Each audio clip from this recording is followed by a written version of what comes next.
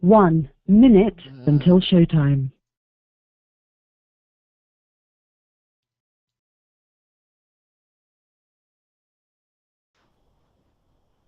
There it goes. Yeah, but I'm updating it now on Wix, so everybody can do it. I'm doing it now. Okay.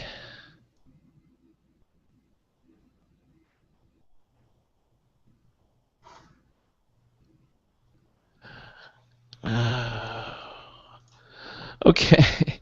All right, everybody, welcome into the Computer America Show. We're going live. We had a little bit of a hang-up, and hopefully we're okay.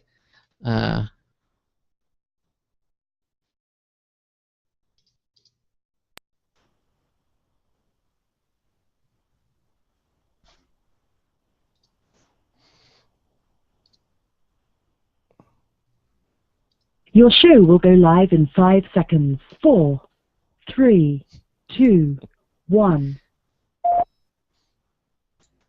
Broadcasting live. It's America's longest-running national radio talk show on computers, Computer America. Hosted by national columnist Craig Crossman. Look for Craig's weekly column in your favorite newspaper. This show is being beamed nationwide at ComputerAmerica.com. Keep it here for technology news, computer products, guest interviews, and your phone calls. You're listening to Computer America. Hello, and welcome into the Computer America Show. It's the nation's longest-running, nationally syndicated radio talk show on computers. Computer America is heard around the world and coast to coast. And I'm your host, Craig Crossman. No button? That's horrible. Well, wait a minute. Now, we got a couple of things. I have to do a little quick troubleshooting to make sure everything's... And I think we are live, and I think everything is set. If you're watching the live computer video streaming page on the website, you need to refresh the page because we had to change the link in there the last time. Evidently, Google's Hangout had a hiccup. Hangout had a hiccup. Okay, exactly. Hiccups. Yes, exactly. See, because now I'm saying, now I see the viewer count. I should have known when I didn't see the viewer count. Something was wrong. Something was wrong, and now I've learned that lesson. So if that ever happens again, I know that we're to just quickly change everything and get it back in. So we had to refresh the page if you're looking at the live video streaming chat page, and hopefully that'll get you back into the new Google Hangouts page that we had to create. By the way, did you hear the opening of the show, Charles? I mean, did you hear the opening? Did it sound good?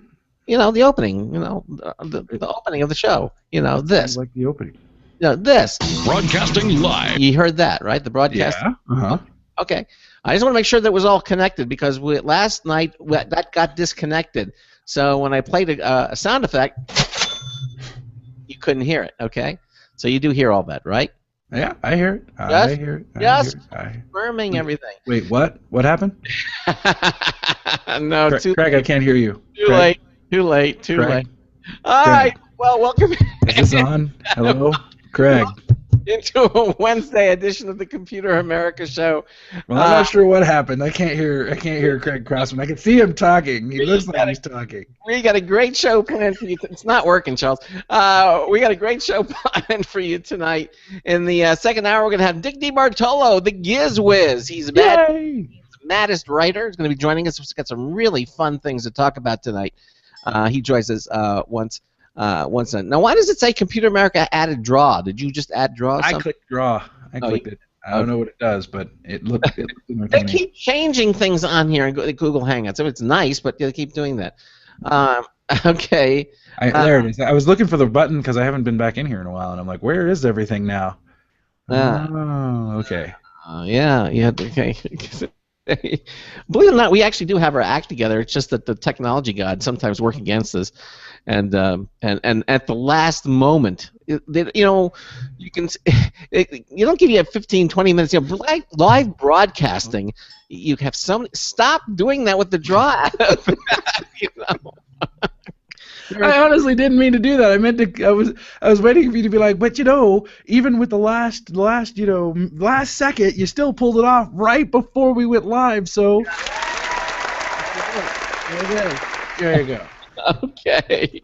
Well, it's all right. Now, I know you're going to be looking forward to our guest tonight. By the way, if you have a question or comment for our guest, give us a call at 347-884-8881. It'll get you on and get you through. 347-884-8881. We also have a special live email inbox set up when we're live on the air. If you don't want to go on the air, if you're radio shy, it's live, Live, at computeramerica.com. If you click the chat room /video button right there on our homepage, you'll see our live interactive IRC chat room. It'll ask you for a username.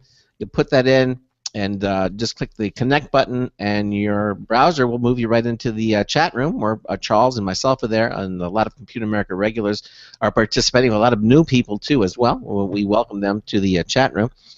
And also, as I said, you can now watch the Computer America show on our live Computer America video streaming page, which is brought to you by Other World Computing. Quality products, expert support since 1988, now celebrating their 25th anniversary. Please visit them at www.macsales.com. Okay, and we'll talk a little bit more about that later on in the program. So anything else, Charles, before we invite our guests to the air? Okay, anything else? No. Okay, all right, well, good. Let's do this. Well, as I mentioned, Charles is a certified ethical hacker, and I guess it had to happen sooner or later. The Fed was going to come after me? That's right. The FBI is here tonight. Yeah. Our guest is FBI agent Nicholas Savage, and he's the assistant special agent in charge of the cyber branch in the criminal division at FBI's Washington, D.C. field office. Nick, welcome into Computer America. How are you, sir? I'm doing well, guys. How are you tonight? Yeah, we're doing fine. Charles said he's willing to go quietly. What? No. I don't think Charles can do anything quietly. That's possible. I can try.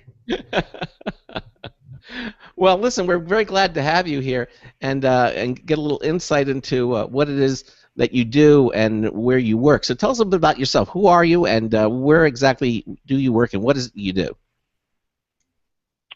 Well, as you mentioned, I work in Washington, D.C., currently at the Washington field office. Mm-hmm. Was at cyber headquarters before that. And currently, right now, have responsibilities for everything related to cyber, to include criminal matters, national security, the forensic labs, all of our digital analysis. So pretty much anything relating to the criminal side and national security side of the house. Now, how did you land this position? I mean, what's your background? I mean, do you have a computer background, or I mean, what did you need to have to acquire this position with the FBI? You know, it's interesting. I think everyone's backgrounds really vary in the FBI. I mean, certainly on the cyber side, it's a rather esoteric skill set that often takes years to develop. But we have individuals that kind of just have a knack for this sort of thing. I have an IT master's degree, Wow. but really prior to that, my work kind of varied between criminal, child exploitation, a little bit of cyber stuff here and there, and then it kind of just evolved over time. So did you pick this division did you apply for it, or did someone just come to you and say, hey, look, we looked at your skills and we think you would be good here? I mean, how did this all kind of come about, Nick? Actually, it doesn't work like that at all at a three-letter government agency. They're like, hey, you're good with computers and coffee. Your job is this. Well, I tell you, a lot of times when we have new folks that have a computer science or an IT background, and clearly we tend to generally put them into the cyber side of the house. For me specifically, I was down in Orlando for about 10 years working a number of different things, and eventually decided it was time to come to headquarters up in D.C. So for me, it was kind of it kind of worked out nicely that when I bounced back out to the field, I was able to stay here in town and go over to the Washington field office and move somewhere else throughout the country. Mm-hmm. All right, and so you kind of find yourself doing this.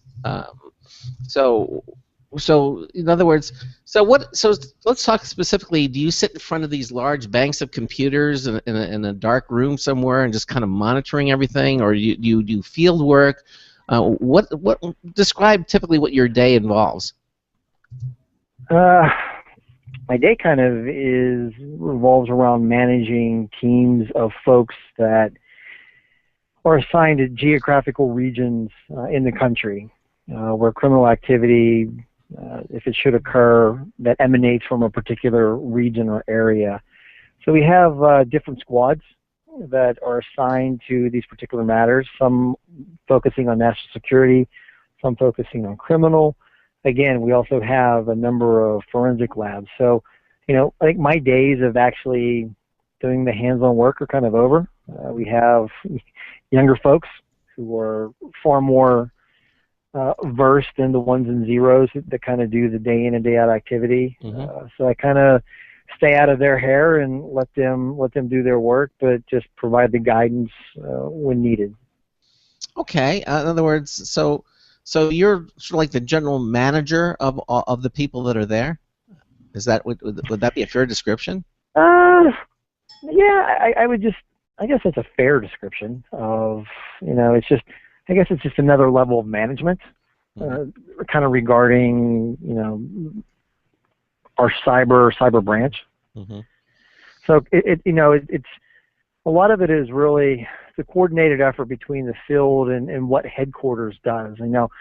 From a field perspective, you generally only, at least it used to be, you would only kind of see what was happening in your own backyard, where you would tend to have victims and maybe potential actors.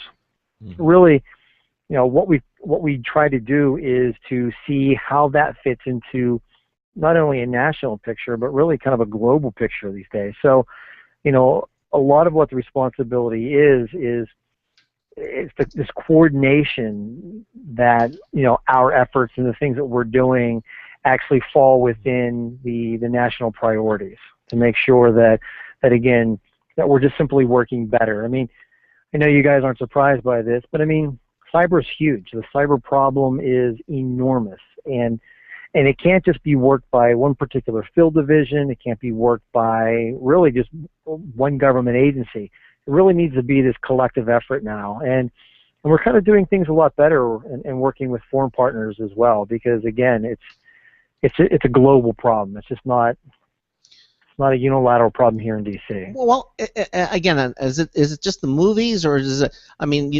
They always take you to the cyber crime lab, and they have this huge room with all these massive video displays up there, and and tens of 15, 20 people kind of typing away and doing all kinds of things, and the screens are. Is that just Hollywood, or is that what's really going on? You have to love TV. Yeah. It's funny. There are times when I think, there are times when we do things that I think if people knew, they would probably say that it was even far too fictionalized for TV. But I think in a lot of respects, it's actually a lot more boring than people would think. And it's funny. There's a detrimental effect. A lot of times we refer to this as the CSI effect. Yeah. Where when you go to court or when you do something, people expect things that they see on TV, and reality is very much different than Hollywood. Really? It actually works in my world the same way as people are like, oh, it should only take you 10 minutes to check this out. I was like, no, I'm sorry, we're not going to find the bad guy by the end of the episode. That's not how it works in the real world. It's kind of funny though, because you get the people who have watched one too many episodes of say CSI or NCIS or one of the other ones, and it comes out and it shows. Yeah, exactly. Yeah, people kind of expect that. People think that there's like this gigantic database, and we just go in and hit a few keys, and up pops anything that we want, without any sort of legal authority, or it's just, Big Brother's always there. That couldn't be farther from the truth, farther from reality. Now that's Okay, go on. No, I'm being disillusioned. I expected, these huge rooms, with the big, on the wall screens, everybody tracking and with the maps, and the little X's and things, all that you say it's not really like that. No, I mean no, that does happen, and whenever you have special events or national disasters or something, I mean certainly we have those capabilities, we have those facilities where I think people would be surprised. I think it looks more like TV. Those are really special occasions and special events. Unfortunately, they're generally bad and usually very large in scale. Okay, because if you do have an international threat of some sort coming in, and or you get tipped off, or you detect something, I would think being in a room sort of like that, sort of like where people can kind of assess everything together and kind of communicate with each other. I have eye contact and watch all these screens. That would just make things go more smoothly, as opposed to people just sequestered away in different offices. No, I think to be completely honest, I think a lot changed after 9/11. Yeah. We kind of, we saw what was kind of required, that things happen real time, things happen very quickly. So we certainly evolved. I think all of law enforcement has. So certainly those capabilities exist, and when it's warranted or required, certainly we can ramp up or scale up as needed. Okay.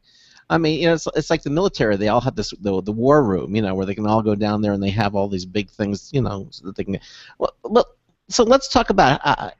If I were to ask you this question, how digital is our world? I mean, I would think that it's pretty much all digital, is it? Says the man who's hosting the technology talk show. Crazy. Everybody's online. Everybody is doing things. It doesn't matter if you're in school, what children are doing, or certainly with things that are very social today. I mean, I think, it's interesting because a couple days ago, well, I'll say about a week ago, I was working on a presentation, and one of my friends called up and asked what I was doing, and I mentioned that I was working on a PowerPoint presentation.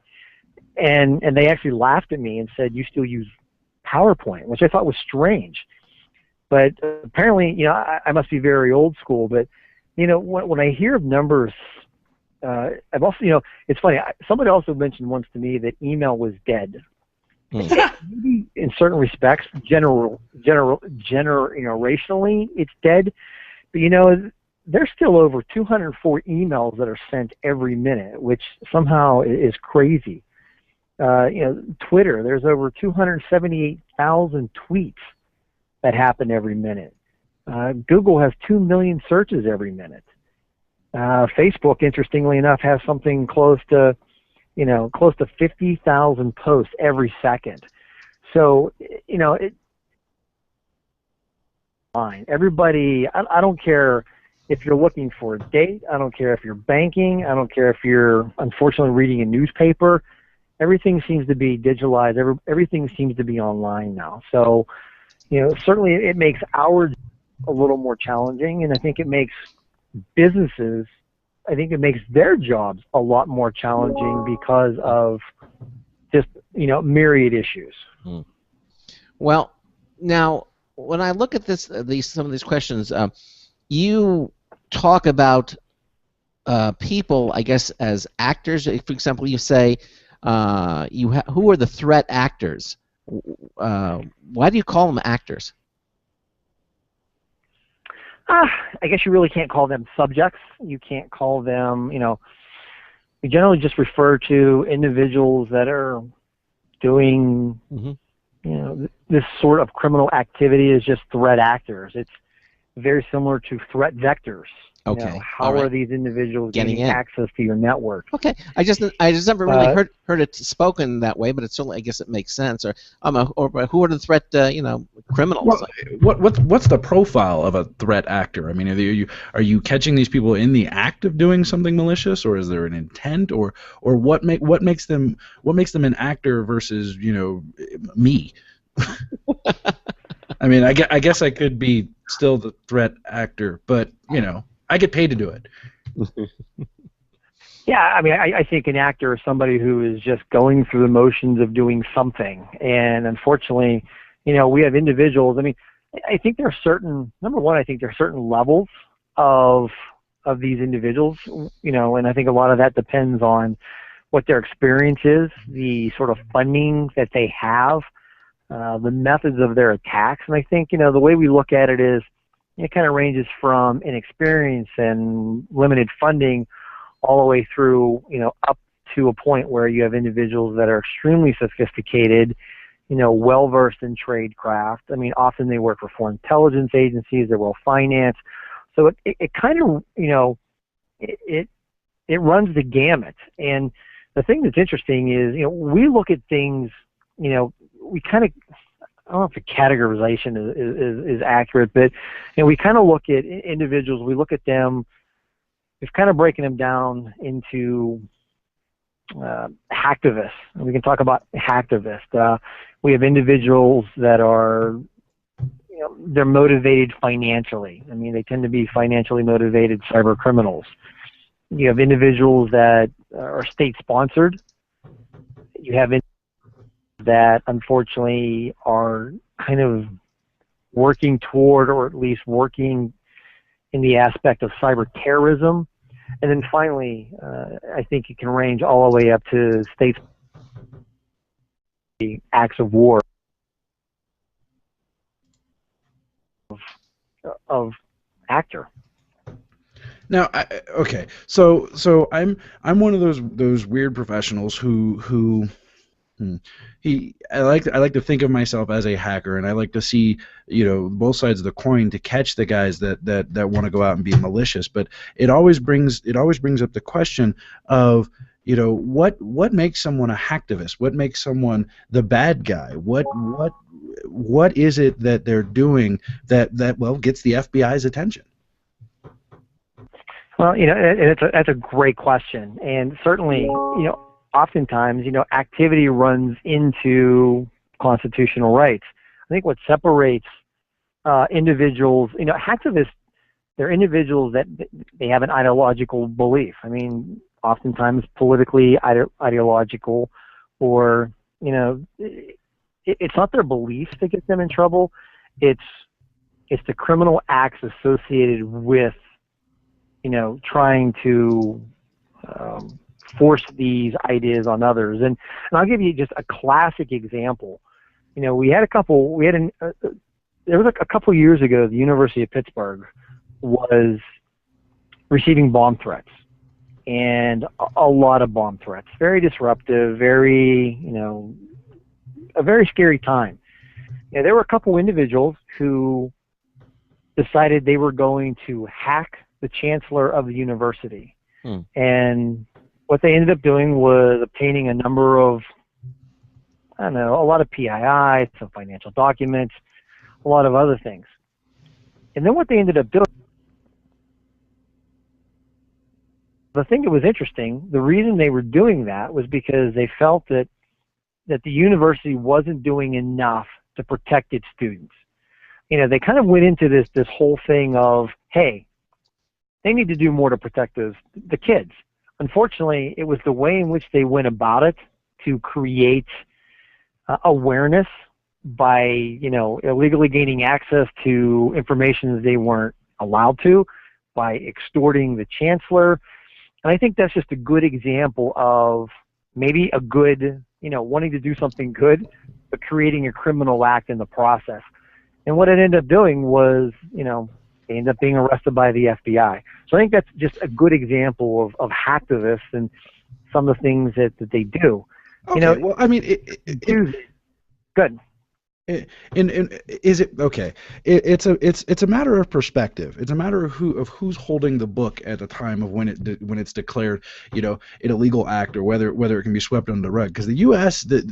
our own Fed does a lot of different things that if it were reversed and done to us, we'd deem illegal. But these people saw a mechanism or saw something that was wrong, and they went to right that wrong. And now the ways that they did it may have violated, CFA, the Computer Fraud and Abuse Act, and all that other stuff. But in the end, was the message they were trying to convey wrong? You know, I mean, I get this. I have this conversation on a regular basis with law enforcement, oddly enough, about, you know, Anonymous and the Steubenville rape case. Nobody knew about that. That was going to go away. The girl was going to go off in life and be a victim, and all that other high speed stuff. But Anonymous outed the guys doing it, outed it to the mass media. Then all of a sudden, you know, now it's a big deal, and these guys are going to jail and losing their scholarships and doing all that other stuff. And while I understand from the you know, the military and all the other things that I've got on the good civilian side, I understand the laws that were broken to do that. But the reason they did it is because nobody allowed them to voice it in any other means. You know, I understand that, you know, yeah, you shouldn't hack the dean and extort them for money or anything like that. But where do you draw the line? You know, where does it come out where that hacktivist, that person who used the computer to display information, is actually a hacktivist? If years ago there was a guy who was arrested on AOL, or was it about AOL, where he just learned that all you had to do was change a number in the URL and you could just dump people's information. Now, he brought that to AOL. AOL said, oh, that's nothing. You know, so what did he do? He toyed with the idea of doing all different things, then he gave it to a reporter and went to jail. You know, now if he had been employed by the Fed, had been employed by the FBI or the NSA or insert three other government agency, it probably wouldn't have happened that way. So the question is, where's the line drawn? When is the time when the legal ramifications for it, or that information, is actually adjusted? You know, I know we've got elements right now in the U.S. government that are being spun up and designed to defend us, but we know that there's no way you're going to have just a defensive capability. That's not us. So where does that law begin to get adjusted or morphed or blurred? Well, I think you bring up, you know, a number of valid points, and clearly I think the most interesting point you raise is this notion of, you know, policy and laws. You know, it's technology is moving so fast. Cyber, everything is moving faster than the legal system and policy can catch up, and in order to change things. And, you know, unfortunately, things just move very slowly. I think things are changing, things are improving, but, you know, I think, you know, ultimately you draw the line at that criminal activity. And again, it's, you know, is it any different than, you know, somebody who robs a bank and then gives the money to the poor? You know, if you go into a bank with a gun and you demand money, and, you know, regardless of what you do with it, regardless of what the intention is, I mean, there's still a bank robbery there, and, you know. And I mean, I understand that. Yeah. I understand that, but again, that law, the bank robbery aspect is used to illustrate, you know, you wouldn't steal a car, so why would you steal a movie by downloading it? I get that, and I know a lot of hacktivism and a lot of the hackers out there don't see what they're doing as see it as a victimless crime, but it still comes down to Look at Edward Snowden. Okay, everybody. Then this is a mixed review that I get everyone else. I knew you were going to bring him up. Okay. Okay.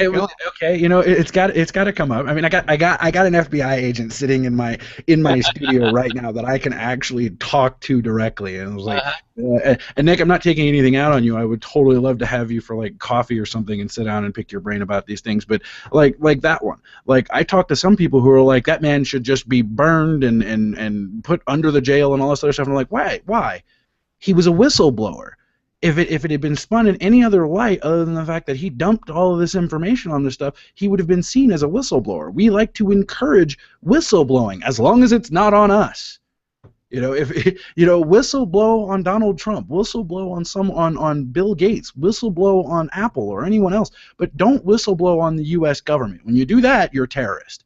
And that's where I think the line, that where things are weird. Whoever's holding the book of laws is the one who gets to write it and say, you're a terrorist, but I want to hire you and do the same thing to someone else's country or someone else's institution, and now it's okay. You know, and the average person is kind of oblivious to this fact because they're sitting there. They hear about Scott Air Force Base and Cyber Command. They hear about the U.S. and all the new modern drones and all the security stuff and the fact that they're recruiting and sucking up hackers from everywhere. Okay, get it. You're developing defensive capabilities. U.S., you're behind the power curve, but you've got an offensive capability there now too. And if you're telling me that no one has capitalized on that, you're lying.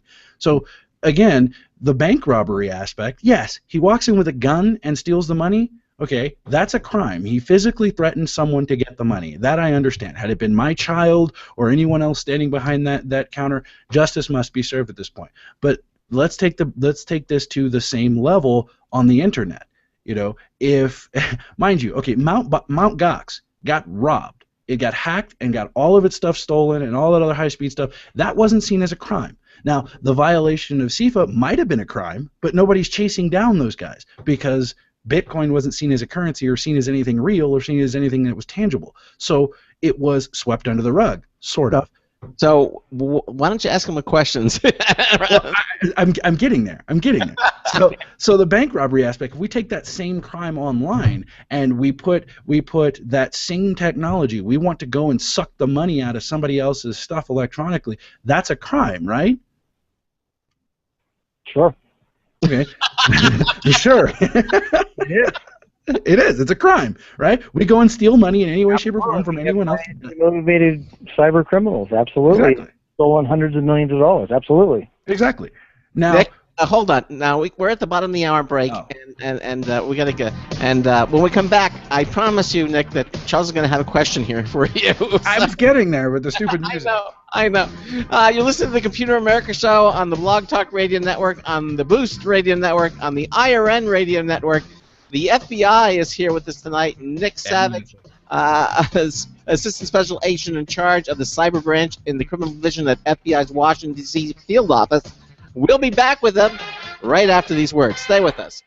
Hey everyone, have you heard about the No hair removal device that's sweeping the globe? If you want to go weeks without shaving and get smooth, professional quality results, here's our favorite host, Cheryl, for No hair removal. Thanks. Hey gals, I love talking about my No. It's this cute little hair removal you take with you and use almost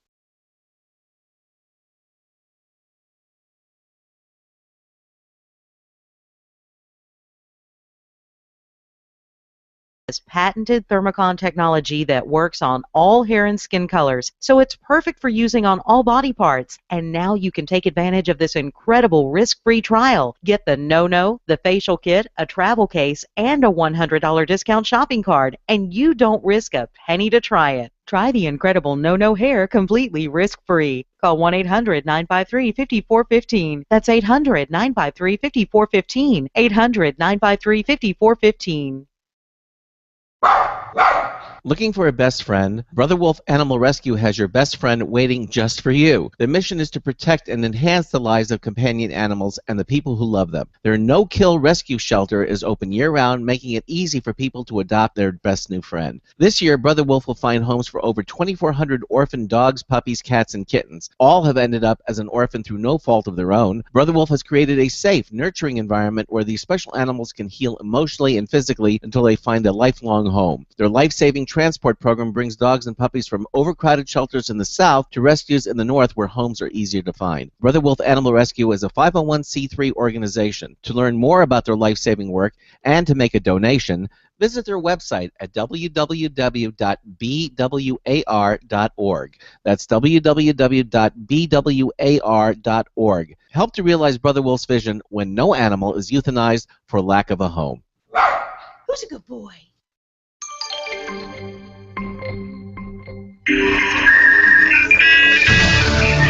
Oh, hello. This is Marty Winston for Computer America with a News Tips Bulletin Review of the Tenda Wireless AC1200 Wi-Fi dongle. And by dongle, we mean it plugs into USB and just sits there. Now, if you build a lot of PCs, and we're building yet another Windows PC, and you don't feel like dragging a wire across the floor to hook it up to the internet, you can get a USB dongle for Wi-Fi, and we picked up a Tenda W900U wireless AC1200, and that's important, USB adapter. meaning 802.11.ac is ours just by plugging it in and installing its drivers. That second 5 gig, and every new install seems to suck the internet dry with downloads and updates. So we decided to lose a little weight. W-A-I-T, weight. It works.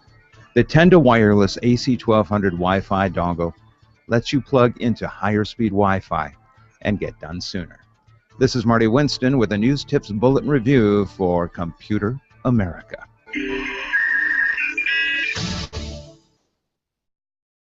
Oh, that's right. I'm supposed to bring it back. I finally forgot. See?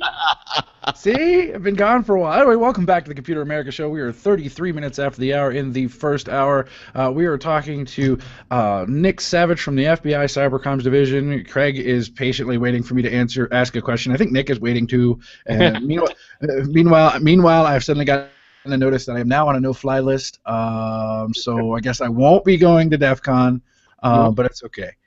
You're going to Black Hat, aren't you? I'm going to both. Yeah, okay. Actually, it's very dangerous because I'm going to be out of the office for 2 straight weeks, and then almost my entire team is joining me in Vegas, and we're doing a hack house.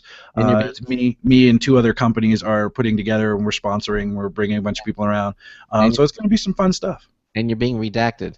Redacted. I'm being redacted and answered. Oh, so Nick, my question. I know I went on a bit of a rant there, and I apologize, but. Okay. My question is, when does it become legal? When is it suddenly legal to be a hacker? Like, are we moving that direction? Is there a place for hackers now? Because it used to be we were all just evil and we were all just out to watch the world burn. But now there are guys like me out there who are out there trying to fight the good fight, and there are guys like you out there who are trying to prevent the other guys who want to watch the world burn from letting them do it. So when does hacking as a defense mechanism or as an offensive strategy become legal? Well, I think if you are using your skills, if you're hired by a company to do penetration testing, if you're doing something along those lines, I mean, certainly very ethical, something that, there's an agreement where you're doing something on behalf of a company. And look, there are, I know that you're not a stranger to white hat hackers that find vulnerabilities, alert companies, let others know that there's certain things that are happening that, again, related to vulnerabilities.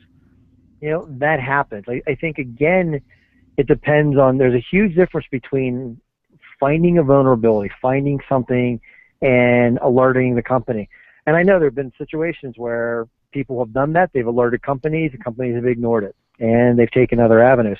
Certainly, there's still a vast difference between that individual and an individual that gains access to a system and then takes information for their own gain. Clearly there's a line that's drawn there. So I really think, a lot of it has to do with intent. I mean, there needs to be intent behind the activity. So an intent to be malicious is what makes it clarify. Yeah, I mean, if you're going in to wreck somebody's network, if you're doing something, I mean, if you're wiping things, if you're going in, then clearly if that is your intention, that's a lot different than finding a vulnerability in a system or finding, something in buggy software and alerting the corporation, company, or proprietary entity. Okay. It's all about intent, then it sounds to me. Well, I mean, like Craig, the first time you had me on the show, you were like, certified ethical hacker. I was like, here, I'll check your website for you, and you gave me a verbal go-ahead. Mm-hmm. I think that's what he means by where the line is I asked you for permission, not forgiveness. Yeah, and we know what your intent was exactly, and as long as your intent is something that's for reasons of good, that's okay. It's just when your intent is to do bad, then that's when they call guys like Nick in. Sometimes they call us both together. Exactly. Do you work with people outside the agency, Nick? I mean, do you work with people like Charles? certified ethical Oh, hackers? I mean, absolutely. I mean, there are people in the private sector that are, you know, I mean, there are a lot of people out there that see a lot of things that are happening, and you know, it's important for us to work with, quite frankly, work with everybody. You know, we can't be everywhere. We don't see everything, and it's often things that are reported to us as other people that have information. So you know, people like Charles, people like, you know, people in the private sector, companies, businesses, providers. Again, it's just, you know, I think a lot of it has to do with victimization as well. You know, things are changing, and you know, once we saw individual companies, I mean, let me even back up. There was a time when companies wouldn't even admit that they were victimized for one reason or another. I mean, clearly it was bad for business. We're starting to see, you know, things change. We're starting to see even competitors working together, you know, because they're being targeted. You know, a good example was the banks. You know, a couple years ago, year and a half ago, where they were being DDoS like crazy. It was actually the financial sector that kind of came together, worked together to kind of solve a problem. And, you know, I think people are starting to look at cyber crimes, cyber issues a lot differently than they used to. Right. So I guess these threat actors can be broken down into different categories. I guess financially motivated actors, or I mean, what would they be? Yeah, I mean, you know, a good example of a financially motivated actor is, you know, we recently just indicted, you know, Evgeny Bogachev over in Russia, who is the author of, you know, Zeus, Game Over Zeus. You know, they were able to create, you know, malicious software that would go in and steal banking credentials. You know, and we think those losses are in excess of over, you know, $100 million. And these are just people that, again, they're not motivated by ideology. They're not motivated by maliciously wrecking someone's system. They just want money.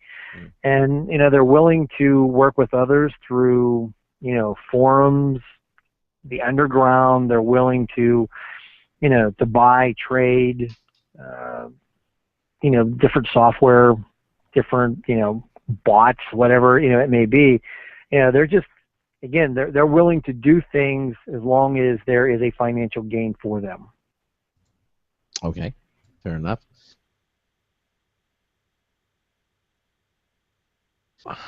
If you had to, I mean, is one group of threat actors more, is the FBI focusing more on one group than another? I mean, is the, and if so, why? Well, I think national security will always take precedence over, you know, traditional criminal matters. Okay. I mean, clearly that's where our top priority has to be, and you know, protecting our infrastructure, protecting from state-sponsored actors, from, you know, individuals that want to take down, you know, key infrastructure. And it's really that has to take precedence over anything else. And clearly, you know, there are capabilities out there. There are individuals that are trying to do things, and you know, sometimes it's not as difficult as people would like to believe. So clearly, you know, state-sponsored terrorism, state-sponsored, you know, activity will always take precedence over anything else. Right. I mean, that makes total sense. I mean, we've got. I wish, and Craig, and I know Nick will probably, and I meant to ask this. Do you prefer Nicholas or Nick? Nick. Nick's fine. Okay.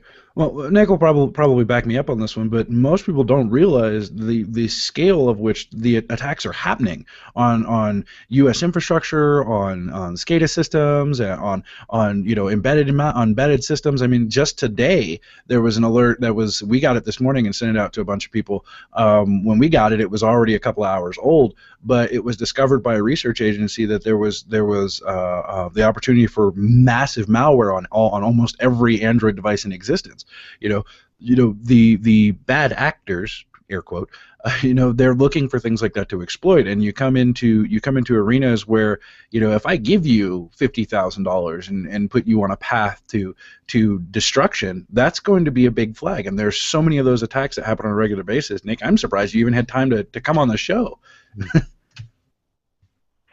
Yeah, I mean, it certainly is alarming. I think people would be very surprised to know, like you said, how frequent this is. I mean, it's constant, and it's the private sector, it's the public sector, it's universities, it's infrastructure, it's crazy. I mean, and there's no end to it. So, it's a constant battle. You have individuals out there that embrace technology, and you have individuals that embrace technology for the wrong reasons, that are, quite frankly, just looking to exploit those vulnerabilities. So, as long as new things are being created, new technology, you'll have, individuals that are using it for bad reasons. Yeah. Now, the FBI focuses primarily on within the United States, or is outside the other, outside the U.S. Is that like the CIA, or is that or when it comes to cyber terrorism, or does it all? How do you handle that? I mean, how's that handled? Well, we have to work with our foreign partners. A lot of times, some of the infrastructure that's being used for some of these attacks, I mean, not everything is within the United States. So, we really have to focus on international relationships, and as a result, we kind of, we have a presence in about 60 countries around the world. We currently have what's referred to as cyber ALATs in a number of countries, to include, England, the Netherlands, Estonia, Ukraine, Romania. We also have an FBI supervisor who is now serving as the director at the Digital Crime Center for Interpol in Singapore. And we also have an FBI supervisor who is working at Europol's EC3, the European Cyber Crime Center. So, it really needs to be a coordinated effort. I guess, for an example, I guess being able to coordinate with the EU, allows us to work with all 28 members of the states. So it needs to be a coordinated effort. I don't know if we've done a major takedown without the assistance of foreign partners. Yeah, I mean, look at you remember this when we were the Black Shades takedown. The FBI was coordinating with agencies around the world to round up these guys. So it's while the FBI is kind of, you think of them as homegrown, companies that are or organizations that are allies, they'll respond pretty quick to an FBI request. Okay. You agree? I think, I think so. Again, this is just, it's a different type of crime. And, one of the things that makes it difficult is the fact that laws are different in different countries. So, what is illegal in one country might not necessarily be illegal in another. And, I think the U.S. government is doing a very good job at coordinating with a lot of countries around the world to normalize what will and will not be tolerated within the cyber arena. It's a work in progress, a lot of diplomacy. What is, what should be, what's the norm going to be? And that's something that we're trying to work toward to find out what that should look like. And, as should be surprised to no one that everybody has a differing opinion as to what is and what is not a crime. What about, we're getting close to the end of the hour, but talk a little bit about mobile devices. I mean, how are they being used today, for nefarious reasons? I mean, the smartphones or mobile devices, little computers, it's a handheld computer, really. I mean, do they get some sort of anonymity or with that? Or, you hear about burner phones and all these different things. It's just, it's funny. It's just where the world is going. And, I lived back in the days where, it was a dream to get a desktop that was under $1,000, and desktops are almost dead. We went to laptops. So from laptops, we went to tablets and to mobile devices. It's interesting because, there's this notion of convergence now of the internet and mobile devices. I mean, it's just where the world is going, and there's close to 7 billion cell phone subscriptions currently in the world, and by the end of, it was estimated by the end of 2014 that there would be nearly 1.5 billion smartphones. So again, I think it's much like the Android alert that went out. I mean, these platforms are being targeted. People use them for everything. You're right. It's computer on your cell phone now. So, and it's interesting because one of the things that I guess fascinates me, there's a number of things that fascinate me, but this whole idea of the app economy and what is built into these applications that people just freely download. Nobody reads the fine print. Nobody kind of understands what they're giving away, what access, what privileges, what permissions they're giving. They just simply want the app. Yeah. I think people would be amazed. I think some people would be amazed, and I think the majority of people wouldn't even care. It's funny. I guess an example, Pandora. When you agree to Pandora's terms, you essentially are giving up your contact list. So they have access to your contacts. And you may be a conscious individual that actually reads all that and says, no, I don't want to be a part of that, and therefore I'm not going to download it. But like 10 of your closest friends might, and they have your contact information. So, it's kind of a problem, and a lot of information that's out there right now, and a lot of people. We're connected. That's on the privacy aspect of everything, and I mean, that's something else that I preach to people is like, you want to be uber private, but then you go and you agree to services that are going to allow, all of your personal information onto the interwebs, and people don't think about that anymore. So, and it's not until we hear about these huge breaches or all this information is being dumped that people suddenly start worrying about privacy as a thing that's going on. But it's really one of those, you just have to read a little bit and use a little bit of common sense in most cases. Yeah, it's interesting. There's a professor up at Carnegie Mellon that is working on this computational privacy, and it's just, this whole notion that, there's bits and pieces and these nuggets of your information that's out there, and they have a pretty good picture of who you are, where you are, what you do, and it's kind of fascinating. And that kind of leads into probably another one of my favorite topics, and that's this whole notion of Generation Z.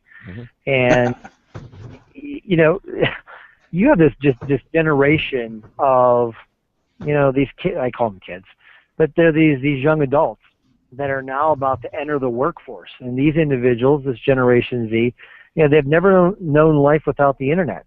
They've never known life without mobile devices or personal computers or gaming devices, or, and it's fascinating how this group, how they think, how their brain works, how they see things. Privacy is a huge issue. They have very little problem sharing intimate details of their life with complete strangers. And if you're willing to do that, and I often warn companies or businesses, I mean, when you're hiring these individuals, if they're willing to share their intimate details, what about your company or corporation's details? I mean, how are they going to hold them, kind of near and dear when, quite frankly, they're willing to share with the world? And it's a fascinating concept to think. And to be honest with you, I don't think businesses are prepared. I don't even think businesses are thinking in terms of what this new generation is kind of like, what they're coming in with. Cricket, cricket, cricket, cricket. Uh-oh. What happened here? No, nothing. I was hoping you would take the conversation. I'm trying to get somebody on the phone. Oh, I didn't know that's what you were doing. So you have to tell me these things. I can. I've been trying to, but you're not looking at my messages. So. Oh, where are you sending me messages at? Yeah. All right. Anyway, so Generation Z. What about Web 2.0? Well, wait. Well, let's play with the Generation Z for a little bit more. Okay, go ahead. We're doing work with a company that is coming closer to the Internet of Things and designing all of these super hyper connected devices and all this other stuff. And we frequently run into the people. Who are like, oh, I'm off the grid, and then they pull their iPhone out of their pocket. And I'm like, well, you're good job with the off the grid thing. And it's becoming harder and harder and harder and harder and harder to get to a position where you're not connected in one way or another. I mean, For crying out loud, we're doing the show over the internet. So, it's just there's going to be a connection point.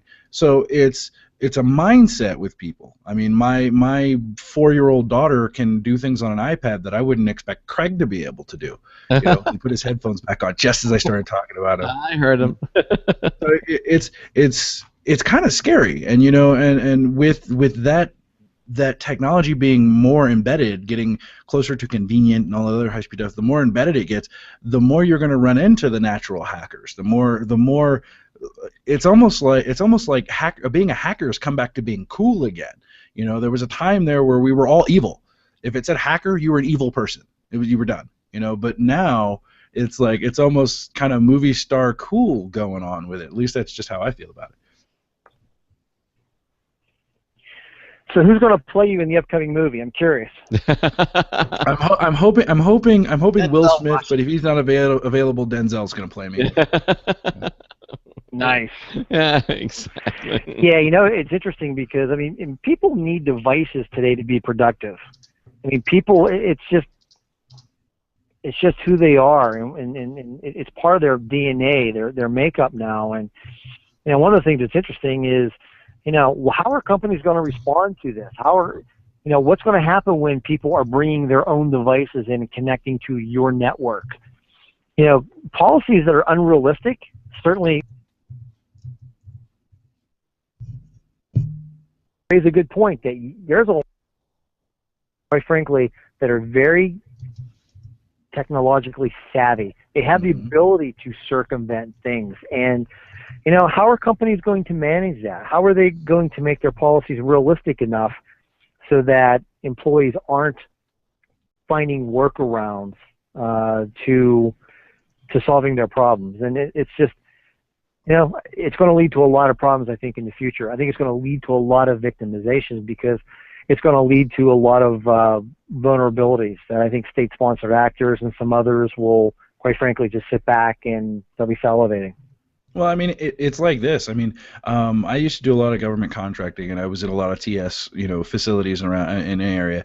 And when the policy came out of you can bring your cell phone in, but you can't bring a cell phone with a camera into the facility, it was suddenly like, well, that means that all of you guys who've given these Air Force captains phones, they all have to get rid of their phones because it was getting harder and harder and harder and harder to find a phone that didn't have a camera on it and still allow them to be connected. So in the end, their solution was, here, we have this high-speed case cover that covers up the camera, or you have to put a tape over it or something like that. So as organizations try and put in these policies for BYOD, as they try to put in more information for securing themselves, they're seeing that it actually hinders them in a way that they didn't expect.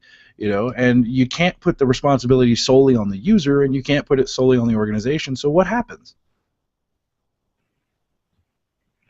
Well, the thing is, if you don't, as a corporation or a company, again, make things realistic, they're just not going to work. And again, people will find workarounds. I don't place this solely on the individual. I think the individual needs to know what policies are in place, but I think even more importantly, they need to know why.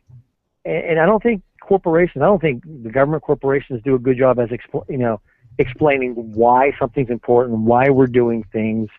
I think, again, it's about perspective, and if people knew why we were doing things, they may be more at ease with some of the quote-unquote restrictions or policies in place. Yeah, you have to tell them why you're stealing their ability to do fun things, but you can't have Flappy Birds. Yeah. Nor Angry Birds. Well, Nick. You say Angry Bird? Yeah. We're almost out of time. Again, if you want to see more of this, of course, you can go to our website at computeramerica.com. Just look at our show notes page. You'll see today's date, which is July the 30th, and we actually have a link to the FBI website, the cyber security website is there, and a little bit of description about Nick and what it is that he does, and that'll stay up there for as long as we're still on the air. Again, if you've missed any of that, you certainly can check that out as well. Nick, I think as we're pretty much out of time, I want to thank you for being with us here on the show tonight. I think a lot of things were work. You totally blew my thoughts about how, with the big screens and the big rooms, the big war rooms, and the Hollywood version of it. But as you said, I guess when you need that type of thing, you do have those kind of facilities available to bring people together.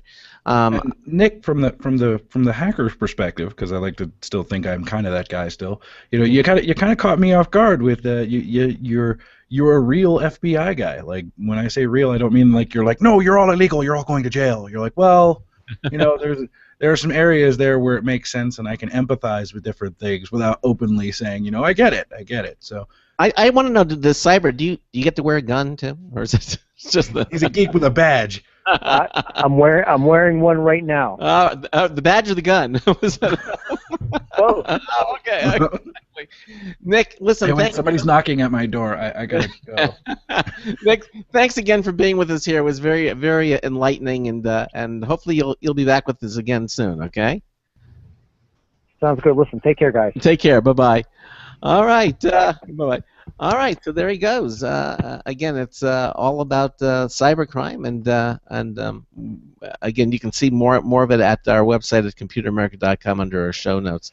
For those of you who are listening to the show and watching us, of course, you can see everything at our live Computer America video streaming page, which is brought to you by Otherworld Computing at www.maxsales.com. And I understand Otherworld Computing will be coming on the show hopefully sometime in August. We'd like to get them back on the program.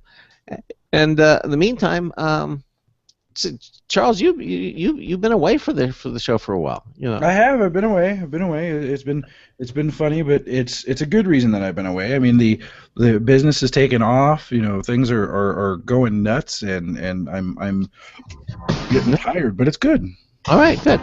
Well, coming up in the next hour, we have Dick DiBartolo, the GizWiz, Mad Magazine's maddest writer. That explains the picture. Yeah, yeah. Where's the live camera video feed? That is it. He's just sitting still. Yeah, and he's in black and white.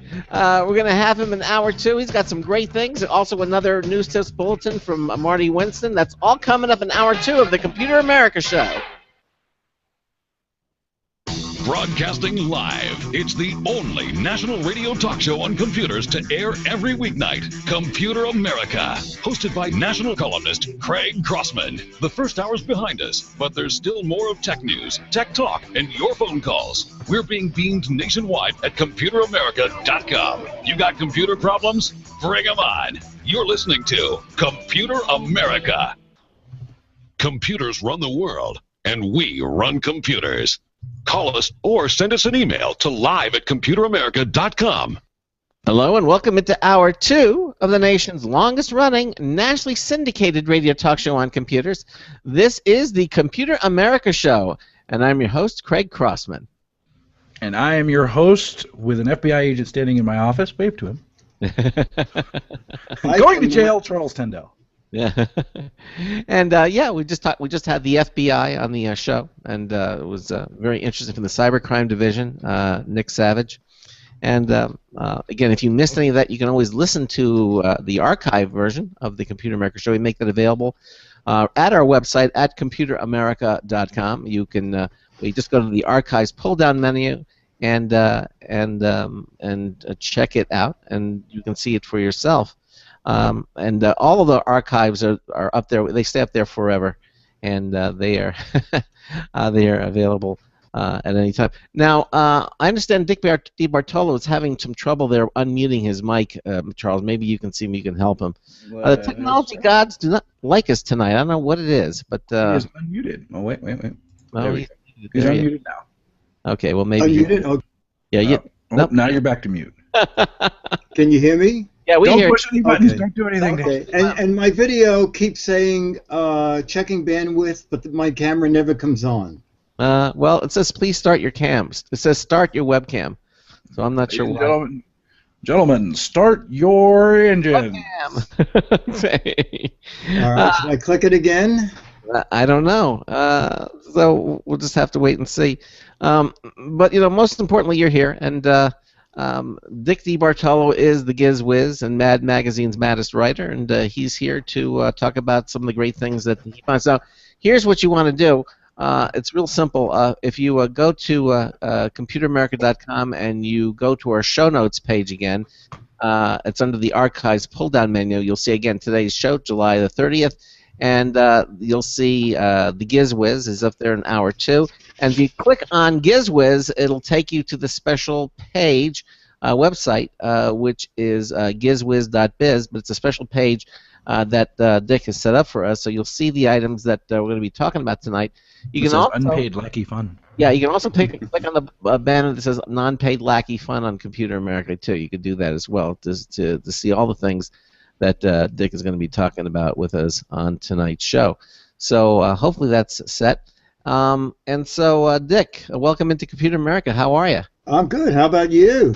Okay, we're doing fine. Yeah, it sounds to me like your headset, you're using the built-in microphone and not the one on your headsets. Did you go up to the little gear? I don't have a headset. Oh, you don't have a headset. No, I thought you were going to have a headset. Talking through my Heil mic and. And your are you sure you tap the mic and let me see how if that's working. You see, I don't hear it. That means it's using the microphone in your computer. If you go up to the settings on Google Hangouts, if you go on the top, there's a little gear. You see. Got it. Okay. And it says built-in input. I mean, it's the microphone, and select the Heil microphone. Okay. Okay.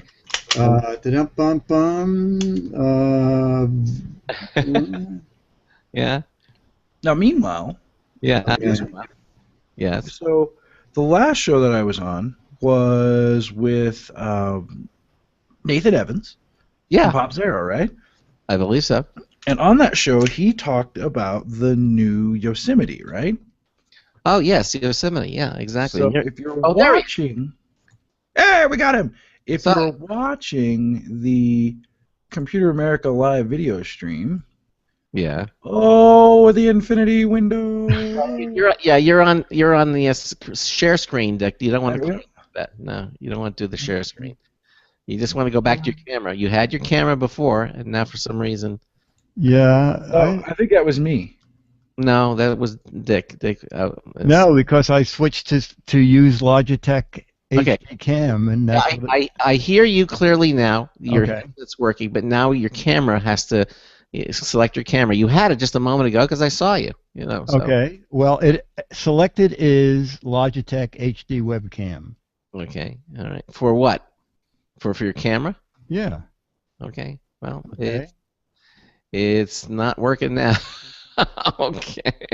Craig did it. I blame Craig. I'll select the. Well, you sound good. So let's go ahead and just do the. Okay.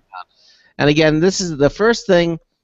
Is meet the Tray W Grip keyboard, the mobile QWERTY keyboard. This looks really cool. What is this? This is one of the most bizarre gadgets that I have ever seen. So, in New York, CES has kind of a mid-year very mini CES event at the Metropolitan Pavilion, where they show a lot of new technology.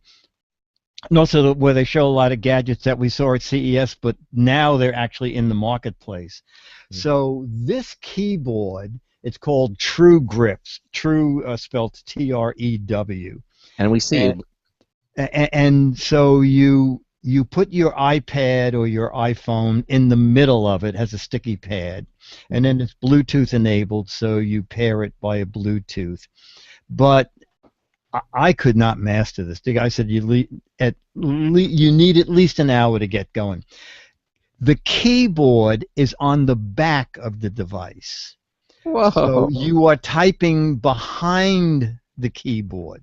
So even though you see in the picture the letters of the keyboard, they actually light up to show you what keys you're pressing in the back.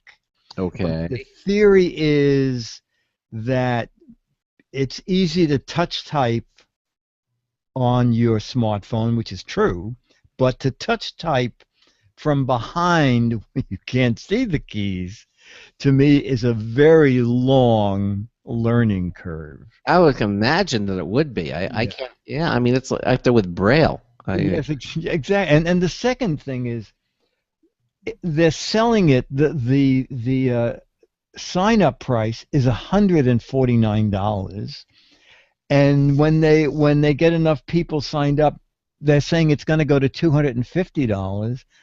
I cannot see this happening. Did they let you try one to use? I tried. I mean, I didn't want a sample. I didn't want to invest that kind of time in it because it was something that you can't pocket it. It doesn't fold up so that you can stick it in your pocket. No. I wish the guys luck, but I couldn't use it. So I don't know how other people trying it out felt. It doesn't. So it didn't pass the Dicty-Bartolo test. No, it didn't. It didn't. Okay. So by the way, we can see you clearly. You know what it is? I clicked on your camera and it came on, so I did it for you. Okay. So it works. Okay. Okay. All right. So let's continue on and move down to the next item. And this is a phone case, but it's a phone case with plenty of battery power. Now, I've never seen a phone case designed like this. Most of the time when you get a phone battery case, you plug your phone into it, and then when your phone battery runs down, you click a little switch, and the battery, your secondary battery, takes over. This is done totally different, and this is called Uni, U-N-U, and it's available for the the S5, and the Galaxy S4 and S5. And what you do is you open your Galaxy phone or whatever phone you have, you take out the battery that is already in the phone. You insert their battery, which is molded into a secondary case, and then whatever battery came out of the phone locks onto the back of that. So essentially, instead of a 2800 milliamp battery, you now have a 5600 milliamp battery, and then you close the case, and it comes with a little fitting that goes on the outside to seal the case, and now you have a 5600 milliamp battery, and there's no separate charging.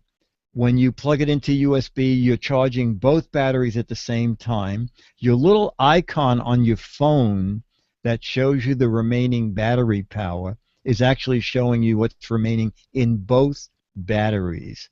Now, they claim, and I've nowhere to check this, is that you get more battery power by not having one battery go through and try to charge the other battery, which the phone then uses.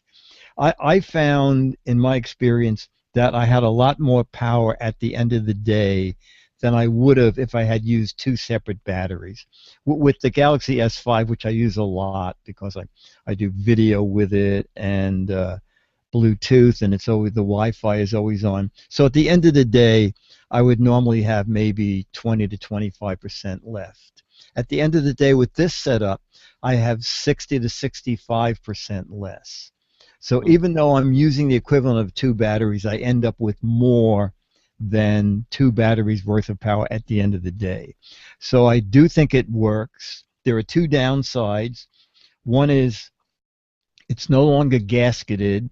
So if you depended on the S5 to be waterproof, it's no longer waterproof. And the other thing is it does add a fair amount of heft to your phone. But I certainly plan on using this like when I go to CES, where I'm going to be out for a very long day and I'm really going to need my phone, and I don't want to swap batteries out while I'm in a conference or something. This would be the way to go. And I'm checking my own website because the price is not bad. It's $70. So you get the secondary battery, the case, the ring to make it look like it's all one unit. And that I thought was very decent. Yeah, okay, $70, yeah. Yeah, and again, the company is Uni, and you have to buy it phone specific. Yeah, okay, all right. This next one, I'm a big fan of the GoPro, and evidently this is a gadget for the GoPro. Exactly. You know, Tiffin bought Steadicam, and Steadicam, you know, the people that make those Mm-hmm. 50 and 100 and $300,000 Steadicam devices for the professional studios. And a few years ago, they came out. They started making them for smaller cameras. They made the Smoothie, which is for smartphones, and then they just introduced the Curve, which is a little Steadicam, specifically designed for the GoPro. And I just played with it there at this CES event. And it makes it really easy to steady the camera as you're walking around. That's the whole deal. If you want to be walking through crowds or you want to be walking toward a tourist attraction. How does it work? Because I can't really see. It just looks like a cable or something that's plugging into it on the. Well, you see the weight. That little black canister is the weight. Okay. That will keep that camera balanced as you're walking. And what do you hold on to? You hold on to the blue thing? You hold on to the blue thing. Okay. Right at the curve. Okay. And you can lock it if you want to. I see, but some sort of pivoting that goes on. Exactly. So that little canister is weighted, and that's the balancing act for your Steadicam. That is kind of interesting. Yeah. You get more because normally if you put a Steadicam on a bicycle or on a helmet, you know, you're going to get some vibration and shaking around. Right, but this has to be handheld, so you're not going to. Yeah, exactly. It has to be a handheld. Bolt this onto anything. Okay, all right. Well, for those GoPro users, certainly something for you to consider. Now, this next item, I have to tell you, I love this item because this item is going to be a big hit. Yeah, because I was one of the first people to buy. I don't know, Charles, if you thought from ThinkGeek, I actually sold it. It was a big black telephone handset with a big curly coil cord, and that plugged into your cell phone. And you would have your cell phone in your pocket, and you'd walk around with this big clunky telephone handset, you know, and looks like the old Bell Western Bakelite handsets. That was generation 1. Then they came out with a Bluetooth version, so that when your cell phone rang, you could take out this big, heavy-duty, clunky handset and answer your phone via Bluetooth through the phone. Well, this is another retro device. It looks like the original James Bond brick phone or the original Motorola phone. Exactly. Again, it pairs with your cell phone. It uses Bluetooth, but it goes a little bit further. It has an SD card. It has its own built-in speaker, so you can also put an SD card in there and play music. Could you see yourself in the airport, Charles? I mean, how you got stopped with the Google Glass all the time in the airport? Could you see yourself walking through the airport using this device, Charles? Do you think that the Wait, I'm looking on my desk to get an approximation. I'm sorry, Craig. What did you say? I'm not sure I heard you. I mean, walking around. You don't have a brick you can talk into? I wish, right? Yeah, I mean, I could see Charles using this, you know, and people walking and says, I would do it just to get a good YouTube video. Yeah, it's very funny. $69. It has an FM radio built in, and you can certainly it will download your contacts from your cell phone. Actually, it just holds 100 contacts. It'll actually play the classic game of Snake. It plays the classic game of Snake. It has a built-in flashlight. It has about 5 or 6 days of battery life because as they say it's camera-free, app-free. So it's very clever, and I think they're I think they're at meetthebrick.com is where they're at. And then on a more serious bent, I'm looking at this Motorola IT6. This looks like looks really cool. This is really great. It's for Motorola, and it's kind of a landline version of their Razr phone. It is super, super thin. Has a little curve on the bottom that goes into the clear plexi stand for charging. The base is backlit, has a built-in answering machine, It's Deck 6 What is that clear technology. base? It looks like it's an ice cube almost. It does. It really does. 10 last number, a 10 number redial. Answering machine has 30 minutes of recording time. And I don't know if discounts are available yet. It just came on the market. But the list price is under $70. And again, this is a landline Deck 6.0 phone, but very different, really techy looking. Yeah. Beautifully done. I think it was backlit in blue. Very attractive. Now, how many handsets can you put up? To It's just a standalone, like for the executive desk. It doesn't. Okay. Yeah, I know. Oh, I know. I would have loved to have that in my home and then having all the different handsets. Yeah. No, that's a deal breaker for some people. A 2.2-inch diagonal backlit screen. Yeah. But it is kind of executive gift kind of Yeah, it phone. looks very, very nice. Okay. All right. Well, good. Okay. This next one. It's entitled The GizWiz Sings. And this really looks slick because for those of you who are frustrated vocalists, Charles, can you sing? Have you ever tried singing something? I mean, I've never actually heard you sing.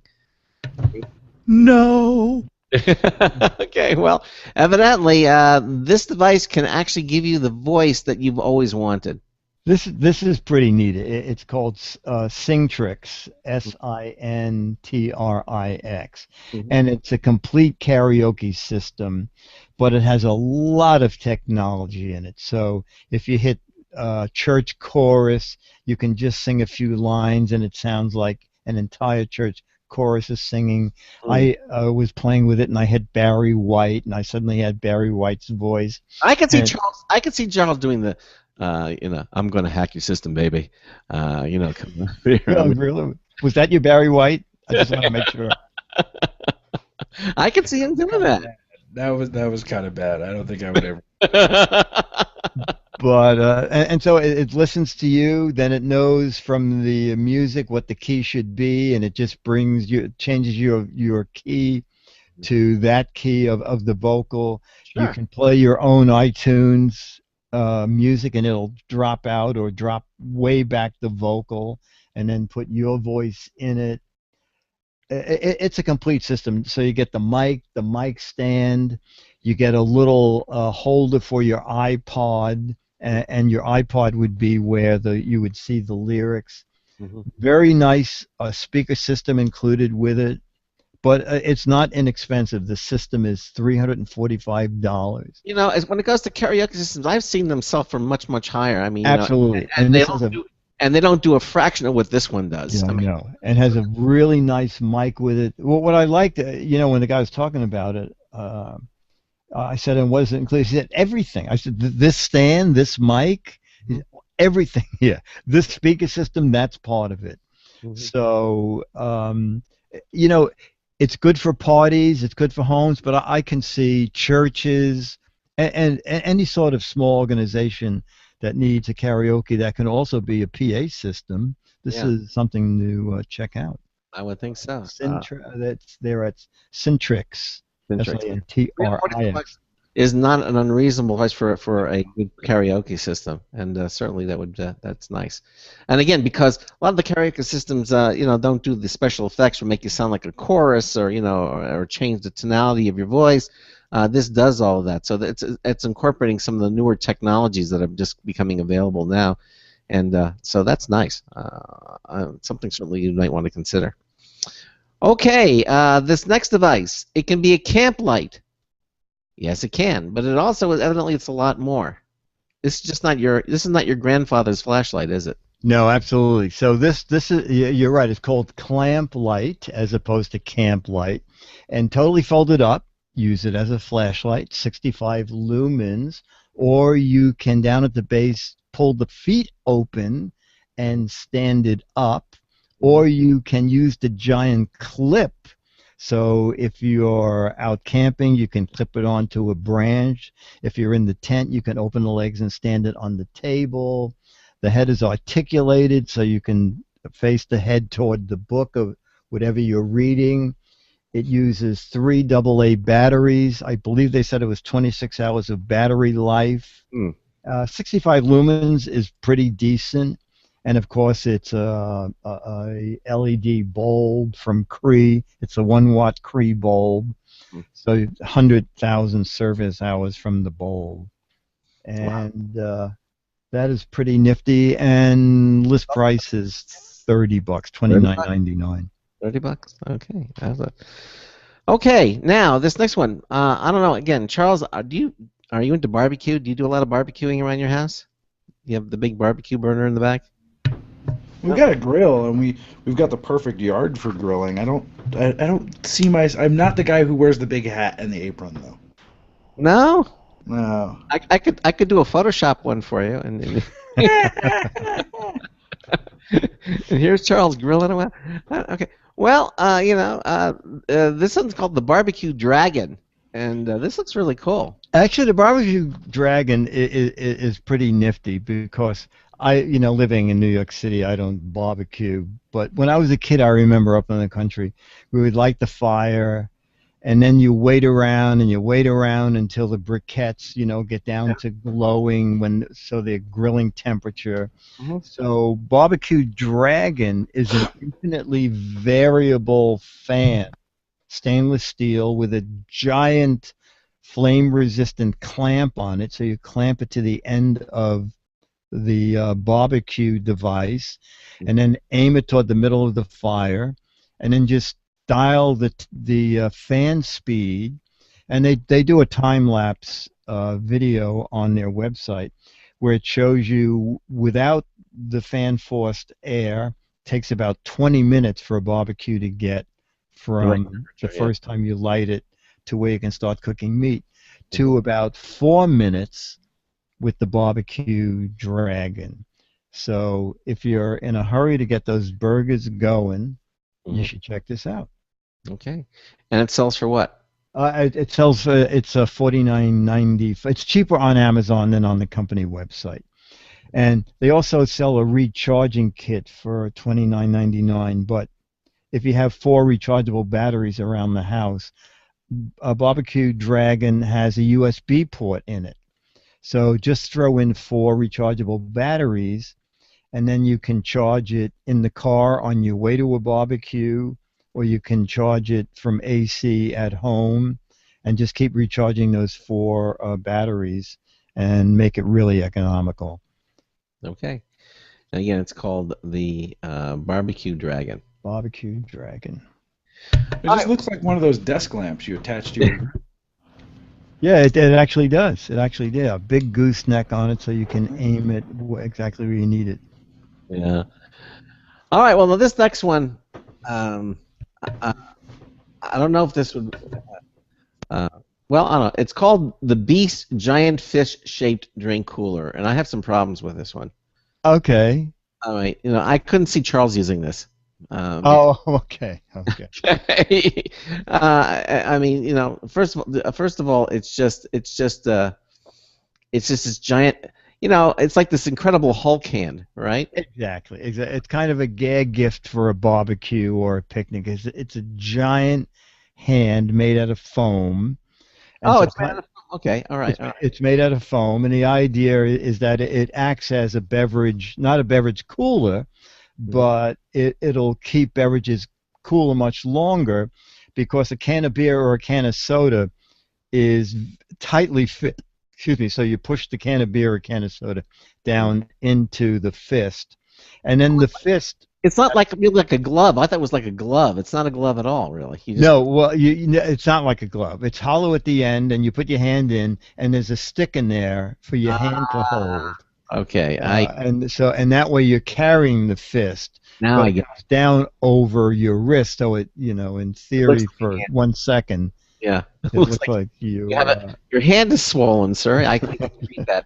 Get that better for you. Because. Okay. And it's 11 something. So if you want to give a fun gift, have a lot of laughs at a barbecue or an outdoor event, you could get the Beast Giant Fist. It's made out of foam, so you can't you can't even use it to protect you. You couldn't use it to hit somebody because it would. Oh, you could. Yeah, but it wouldn't hurt them. That's you might frighten them off. Yeah. Put a pair of brass knuckles on that, though. I bet you would Yeah. hack a cloud. I think that's pretty big.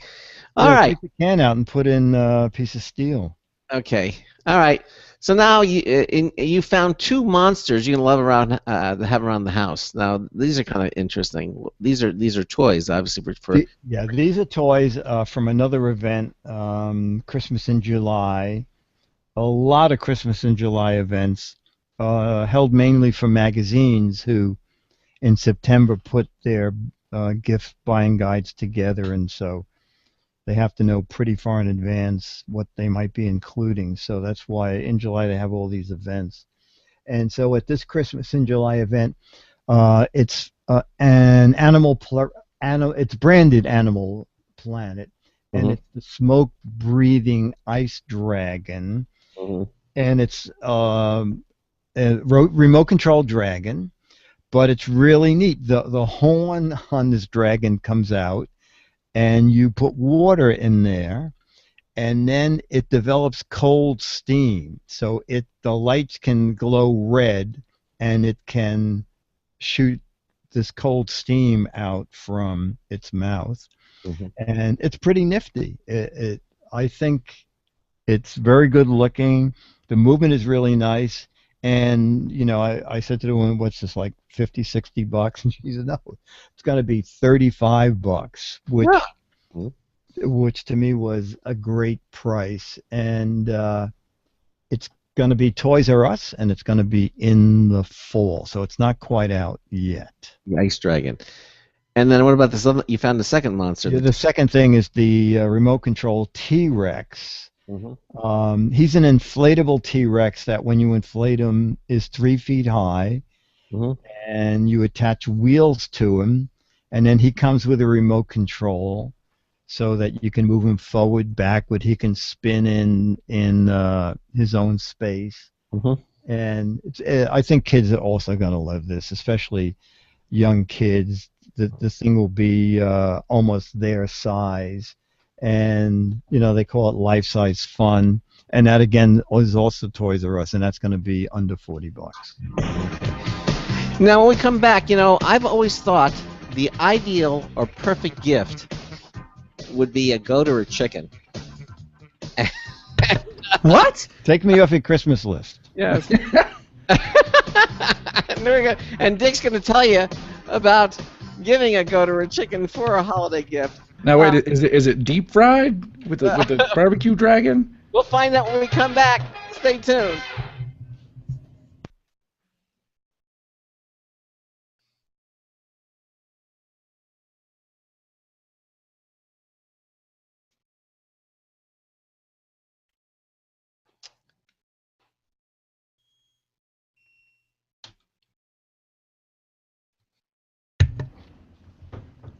Okay, I'm not sure why. Say, Greg, I've lost every bit of audio there for a second. Yeah, I don't know why it's not playing. It should be playing. It's not. You broke it.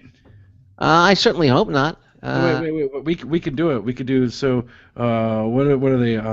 So I love talking about my no. It's the compact hair removal system from someone. Auto coverage now sweeping across America at a fraction of what dealerships charge, and is now available to the public by calling today. The number to call is 800-483-2514. 800-483-2514. That's 800-483-2514.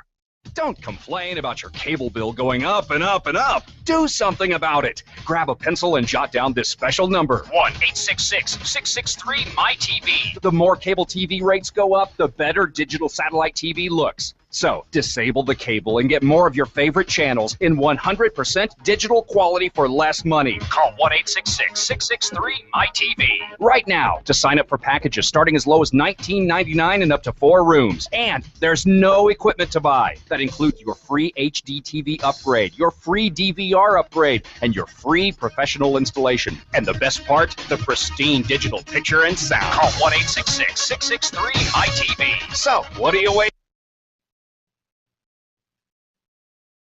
663-MY-TV. 1-866-663-MY-TV. Disable the cable, cut costs, and get more. Call 1-866-663-MY-TV. 1-866.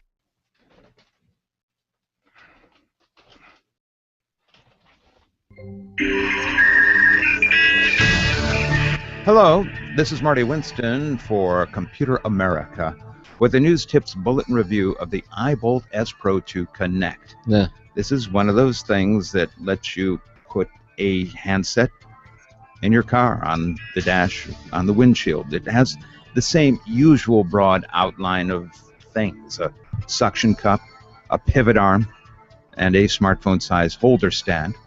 But the iBolt S Pro 2 Connect manages some interesting trickery with good results. The two struts that support the bottom of a device are each topped with rubbery sawtooth ribs to about 2 inches apart. Their topside companion adjusts to left, center, or right to stay out of the way of a handset camera. The height adjusts and locks with rear slider tabs to the device dimensions over a range of more than 1 inch, and has a strongly spring-loaded slide for another 1/2 inch of play to grasp the device. The suction cup on the base works alone on any solid surface or with an included solid adhesive disc to allow mounting on a soft dashboard, for example, without distorting it. Bottom line, the iBolt S Pro Connect has handset mount. This is Marty Winston with a News Tips Bulletin Review for Computer America.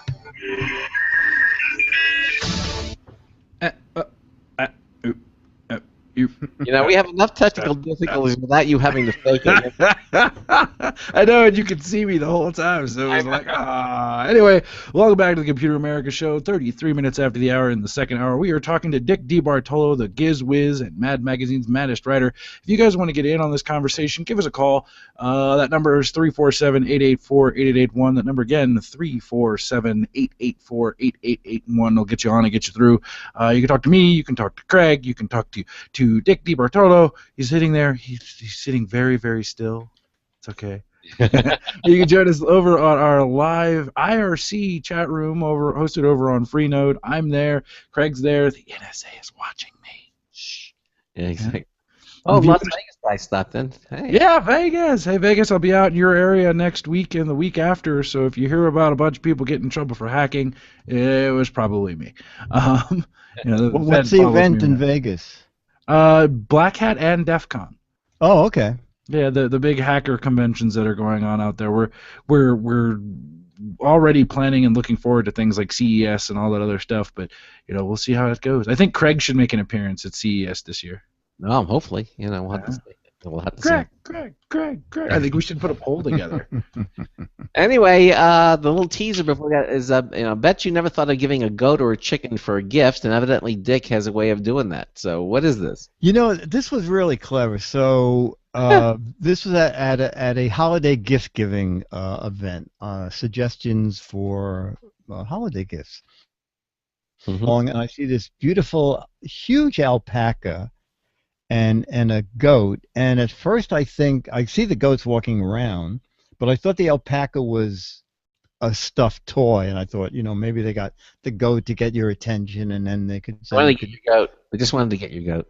Oh, that's very good. Oh, very good. Yeah, I gotta give that. Okay. When I walked up to where the animals were, this PR person, Christine, came over and said, the animals are very friendly. You can pet them. And I said, Christine, what in the world are animals doing at a gift-giving show?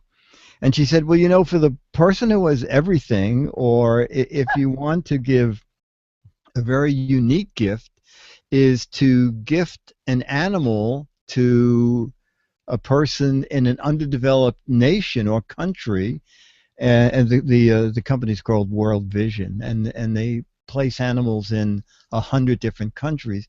You give them an animal that can give eggs. You can give chickens or the goat. You get milk every single day. You get fertilizer.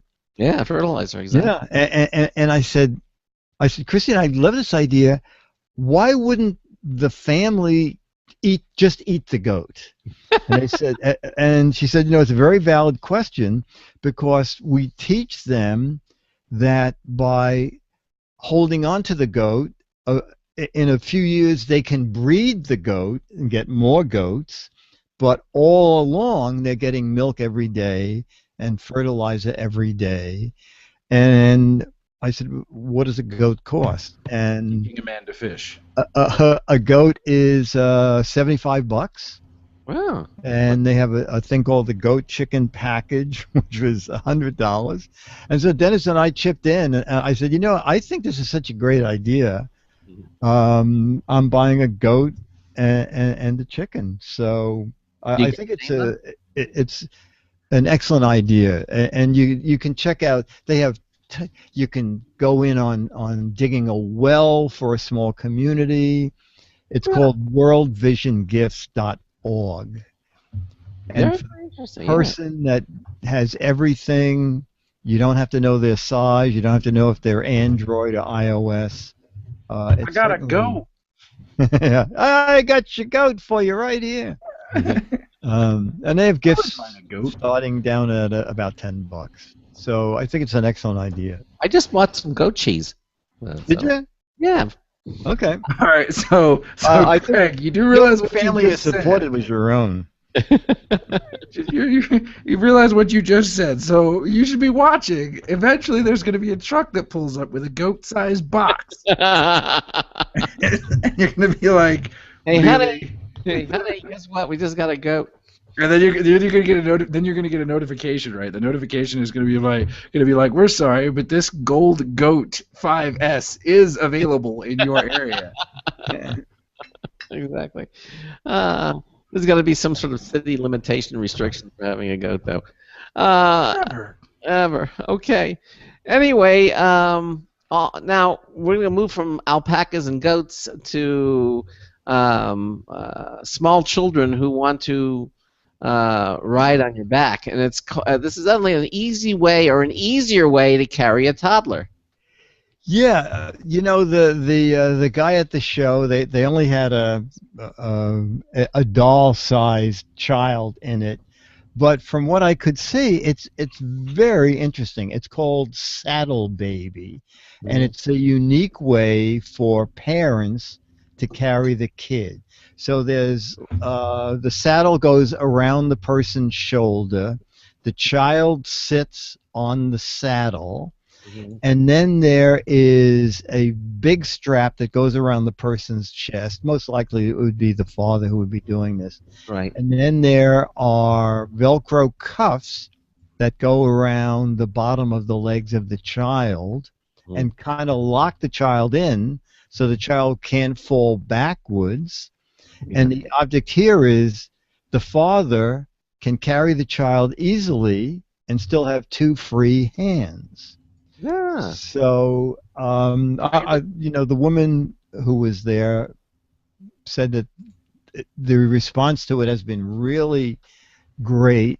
It ended up, it's already on Amazon. It's $89. But it's for men only, right? Well, you know what? I would think. The strap across the chest, and just because guys are usually stronger and better equipped to carry kids on their shoulders. Now, what you could do is, since they have that wide strap around your chest, they could also put a heart rate monitor in there. It's not a bad idea. It's not a bad idea. So you find yourself, oh man, I'm getting tired of carrying this, 40-pound kid on my shoulders. Check your heart rate while you're at it and see if how you're doing. But no, seriously, it does look a good idea. It's $89. $89. Yeah, and it's called the Saddle Baby. Saddle Baby. Okay. Now, child not included. Child would. Now, how old? Up to what age can they? You know what? I actually didn't think to ask that. So. Well, he was maybe 3 or 4 years old. Yeah, I'm going to say probably up to 4. Probably going to depend on the size of the kid too. Charles, could you carry one of your young ones on that Saddle Baby? I don't think I would carry any of my young ones on that Saddle Baby. No. You know what I would do though? You know what I would do? I'd strap them to the goat or the alpaca. Okay, all right. Goat Saddle Baby. It's a whole different product. It is. Again, I got you, goat. Yeah. Yep, exactly. That was my joke. All right. Okay, Boy, now when you're fighting over a joke that bad, things are awful. Now Charles, of course, is a wine aficionado. I mean, he drinks, and evidently, and I like this as a little elegant way if you want to take your wine on the go. So Yes, I am not a wine connoisseur, Yes. but I love this idea. Mhm. Especially for people who have boats. But if you're going to a picnic or you're going to play ball in the park and you're going to have a picnic lunch, Right. it's called Zips, ZIPZ, and it's wine in a plastic wine glass. Goblet. Yeah, it's more like a goblet. You're absolutely right. There are 4 different wines available. It's a Merlot and a Cabernet Sauvignon, and I forgot the 2 white. Oh yeah, Chardonnay and Pinot Grigio, and they really are leak-proof. Believe it or not, I found these at a toy event, and I know people say you found wine at a toy event. Yeah, Well, it was a toy event for adults to find out about toys for kids, and so it was a great place for Zips to talk about their wine. And I said to the woman, I want to do a video for my GizWiz show on Twit. Is it possible to get a sample of the 4 different wines? And she said, oh yeah, no problem. And I had a shopping bag with samples of stuff, and I just threw them in the shopping bag. And when I got home, 2 of them were upside down. Not a drop of wine came out of any of them. And so they're sealed, and the entire thing, they called zips also because there's like a fake picture of a zipper on the side, and you pull on that zipper, and that releases the plastic coating, and then there's a screw-off cap, and it's very clever because the screw-off cap then can screw onto the bottom of the wine glass and have a coaster. A coaster that you won't lose, and it also makes it even more stable by putting more weight at the bottom of the glass. And I said, I think I like everything about this, but you have to tell me what the price is, because if it's like $10 a glass, all bets are off. She said it's $3.50 a glass. So.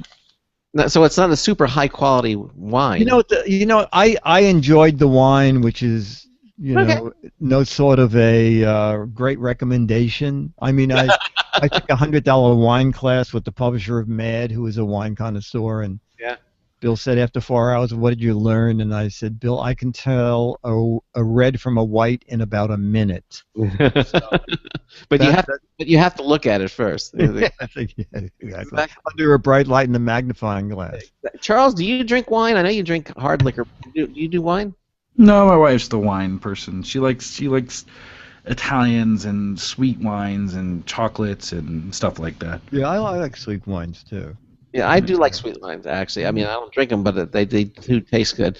So this one, you don't think this would be for you then, Charles? No. No. Okay. Okay.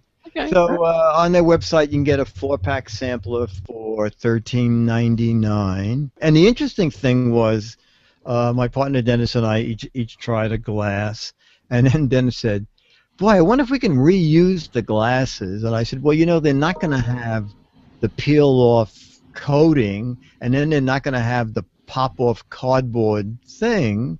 But I said, let's refill them just with water and turn them upside down and shake them up and see what happens. And after you shake them for about a minute, you'll maybe get a drop of water on the outside of the glass. So certainly they're going to be good enough for us to take them down, to refill them and take them down to the boat and use them for that. All right. So it's pretty neat on that score. All right. Now, I remember when I was a kid, I had a gyroscope, and it was It's the FBI calling you, Craig. No, it's not. It was a little rudimentary gyroscope. It looked just like a gyroscope's supposed to look, and it had a string on it, and you could pull it. Oh my, yes. And it goes, and I remember one of the fascinating things about the gyroscope was that it had a little, one side had a little point on it, so you could put it on the edge of a pencil, and the other side had a little groove on it, so you could take a piece of string and you could take the gyroscope, and the gyroscope you could literally go. It would walk. It would do a tightrope walking. It would go along the string. It would slide along the groove. I had that exact, and it was made out of metal, right? Metal. It was made out of metal. Yeah, it had to be because you had to have that heavy metal to get the gyroscopic effect. You really. I remember the middle ring that spun was red. Yeah. Okay. They had some different colors. One I had was a gold one with and a silver wheel in it. But, Okay. They made different models. So evidently that was my experience with a gyroscope when I was a kid. Evidently they come a long way because now we have gyroscopes in the shapes of robots. Exactly. It's called the GyroBot kit. Okay. You no longer have to pull a string to get the gyro going because it has the gyro is battery operated. Oh my gosh! What happened? I had to walk up the school uphill both ways. You had to wind the string. Now they don't have that anymore. It's just batteries. Off it goes, and you have a gyroscope. Okay, so this has got batteries. All right. It's got batteries. The most fun thing to build would be the GyroBot, and he works just like the top that you're talking about, except you can get a very long string. Yeah, because at the toy show, the demonstrator held one end, and I walked, a couple feet away with the other end, and then this is like a big kind of robot kind of thing, and I'm thinking, how is this going to stay on a string? This guy's got big long arms, and he's fat. And by golly, he put him on the string, pushed a little button that starts the gyro, the battery-operated gyro. He walks across the string perfectly balanced. You can. There are 7 different things you can build with the kit. You can build something called the artificial horizon. There's a tightrope walker, a flight simulator. Wow. There are. It comes with a 24-page illustrated book. A balancing game. Yeah, exactly. Yeah, ages 8 and up, 102 pieces. It sells for under $40 on Amazon. So you put them together then. At least there is that. You put them together. Exactly. You can build one model at a time because they all use the same gyro. Okay. I see. Yeah. At least my gyroscope was pre-assembled. So so at least there's a little work involved. Right. Well, I think the gyro part itself is pre-assembled. Then you assemble the kit around that. Okay. And you can even make your own little model. It was like a little Segway kind of thing that also uses a gyroscope. Okay. So if you want to get kids away from video games and let them learn about gyroscopes that we find everywhere in smartphones and tablets and video games, this is a fun project for under $40. Okay. All right. So we've been talking about the smartwatches and the iWatches coming out and everything. Well, guess what? How about a smartwatch for a kid for 4 years of age and up? Exactly. So last month or the month before, I think we talked about Leapfrog coming out with a kid's version of an exercise watch. Yep. They could track, their calories and how far they're walking and everything. So VTech has done something a little different with a watch they call the Kitty Zoom. So this shoots photos. It shoots video, color video. There's a built-in microphone. It's a watch. There are dozens of watch faces. It's a 1.4-inch color touch screen, a built-in motion sensor, stopwatch, timer, recorder. You can change a recorder with voice changing effects, and you can download the video and the snapshots to your PC, which you will end up doing a lot because it has a small amount of memory. You can do 6 one-minute videos with sound, and at GizWiz.biz, if you go there, you'll see a link to Dick's YouTube video where I shot something in the backyard, and then I put the Kitty Zoom watch on my outdoor train and did a point-of-view shot of my train running down the tracks. and it's pretty interesting. I think kids will really like this a lot, and there's even built-in software, so you can take a photo, put frames around it, do all sorts of special effects. Yeah, and for $60, hey, Yeah, pretty neat. What age? It starts at age 4. Age 4, and it's a touch screen, right? So Touch screen. Yeah. now they learn how to tell time with it, or is it all digital faces, or they play? You know, you can pick the face you want. One of the faces I was thinking, what kid is gonna pick this? One of the faces is the old-fashioned Roman numerals watch. Oh, yeah. And well, I guess if you want to teach the kid Roman numerals, you might as well. Well, he only has to learn 12 of them. Yeah, that's right. That's it. Okay, so again, it's available. It's $60, and what you get on Amazon? Amazon, exactly. And you know what? It just came out like this past week, and my guess is probably by Christmas.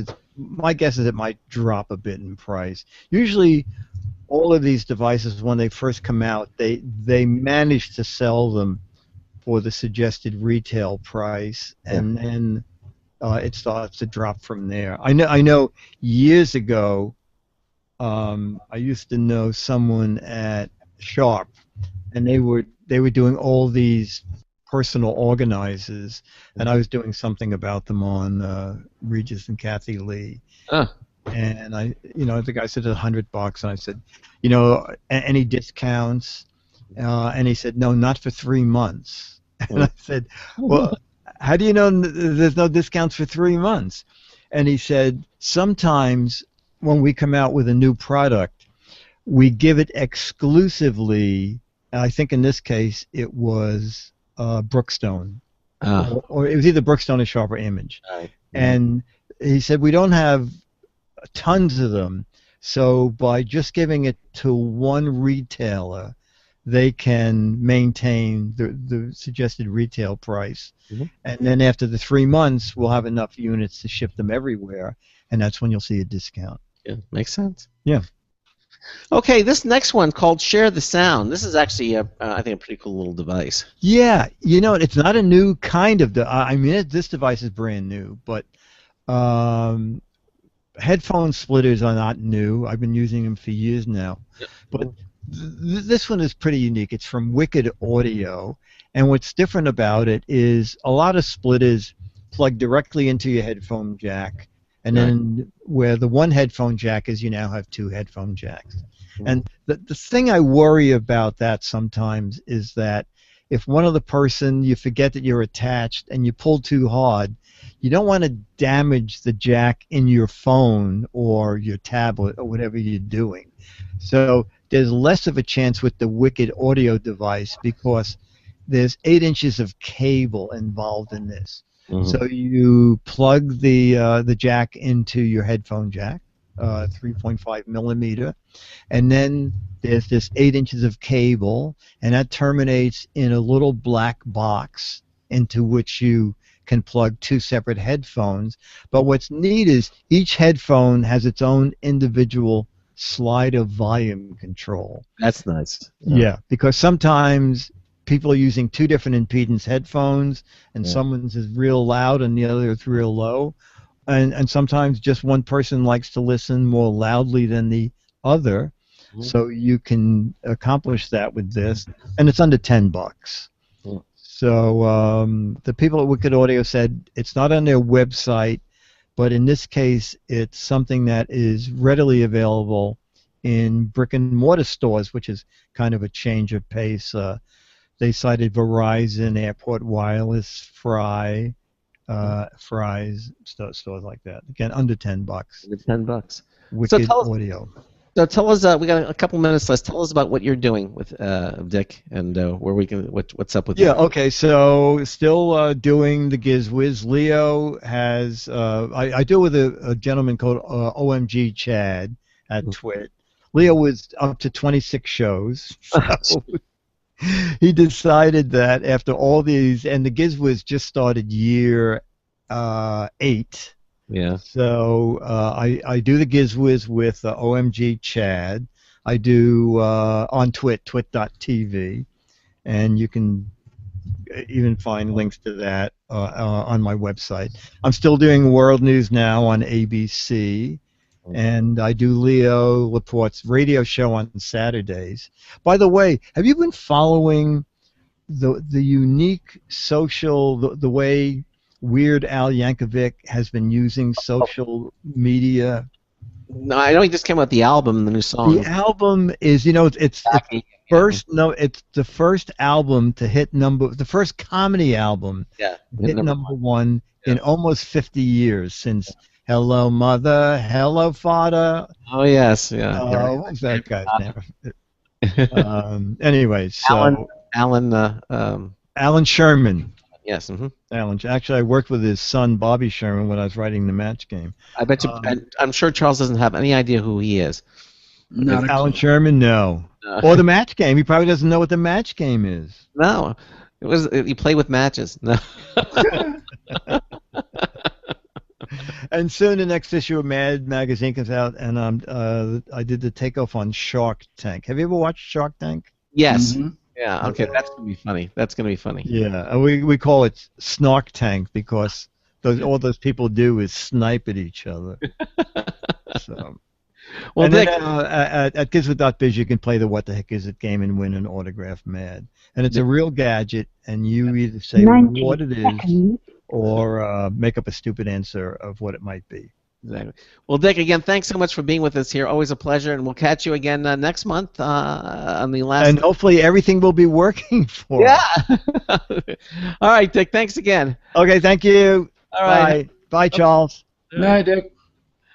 All right. What do we got coming up tomorrow night? Yamaha is going to be here. Wait, the motorcycle? Nope, the music company. Oh. Yeah, I know it's like music to yours. Now, Phil Shea is going to be here. He's the National Training Manager for the Yamaha Corporation of America, and we're going to talk about their latest music devices that they're coming out and what they're doing. And they do some of the cutting-edge technology when it comes to music. Yamaha's absolutely. We'll talk about sound bars and speakers and projectors. I mean, it's just going to be a really interesting show. And then in hour 2, we're going to have Computer and Technology News, brought to you by Slimware Utilities, the official optimization software of Computer America. That wraps it up, and Charles and I will see you tomorrow night. So until tomorrow night, this is Craig Crossman hoping that your hard disk never becomes Squiffy, floppy. 10 seconds. We'll see you tomorrow night.